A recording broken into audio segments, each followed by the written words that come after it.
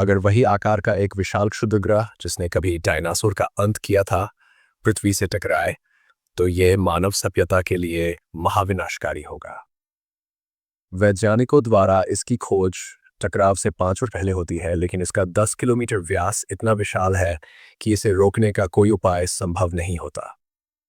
विभिन्न देश मिलकर भूमिगत आश्रयों का निर्माण शुरू करते हैं, लेकिन इनकी क्षमता सीमित होने के कारण केवल कुछ ही लोग बच पाते हैं, जबकि बाकी मानवता सतह पर रहकर इस महाविनाश का सामना करने के लिए मजबूर होती है।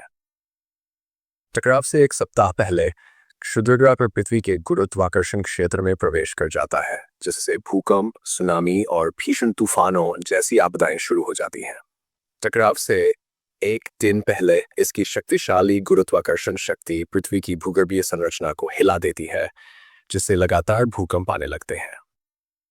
अंतिम क्षणों में ये विशाल चट्टान 20 गुना ध्वनि की गति से पृथ्वी की ओर बढ़ती है और वायुमंडल में प्रवेश करते ही जल उठती है, जिससे एक तेज रोशनी और गर्मी का विस्फोट होता है।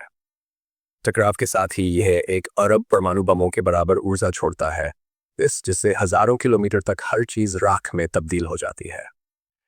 जो लोग टकराव से बच भी जाते हैं, वे भयानक भूकंप, विशाल सुनामी और जंगलों में लगी आग से नहीं बच पाते। कुछ ही दिनों में वातावरण में धूल और धुआं छा जाता है, जिससे सूरज की रोशनी धरती तक नहीं पहुंच पाती और पूरी पृथ्वी एक लंबी बर्फीली रात में बदल जाती है। पौधे नष्ट हो जाते हैं, खाद्य श्रृंखला ध्वस्त हो जाती है और धीरे धीरे हर जीव समाप्त हो जाता है। केवल भूमिगत आश्रयों में बचे लोग कृत्रिम पारिस्थितिकी तंत्र के सहारे जीवित रहते हैं, लेकिन उन्हें हजारों वर्षों तक इंतजार करना पड़ता है जब तक कि पृथ्वी दोबारा जीवन के योग्य न हो जाए। हालांकि वास्तविकता में ऐसा कोई खतरा नहीं है। वैज्ञानिकों ने हाल ही में 2024Y24 नामक एक छोटे क्षुद्रग्रह का पता लगाया है, जो 2032 में पृथ्वी के करीब आएगा, लेकिन इसका व्यास केवल 100 मीटर है, जिसे क्षुद्रग्रह रक्षा प्रणाली के जरिए आसानी से रोका जा सकता है।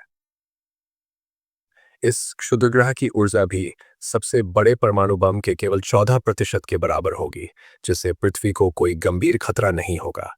इसलिए हालांकि विशाल क्षुद्रग्रहों का टकराव एक संभावित खतरा हो सकता है, लेकिन फिलहाल मानवता सुरक्षित है और भविष्य में इससे निपटने की तैयारी कर रही है।